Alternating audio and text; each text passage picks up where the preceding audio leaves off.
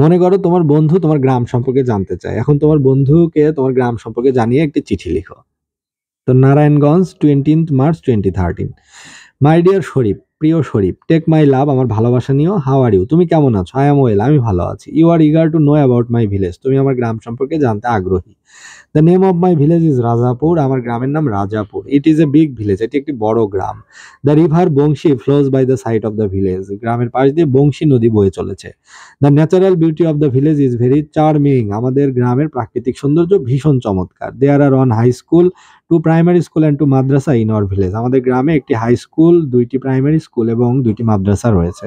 There are two big mosque here, দুইটি বড় বড় মসজিদও রয়েছে। We are living here in peace, আমরা শান্তিতে আমাদের গ্রামে বসবাস করি।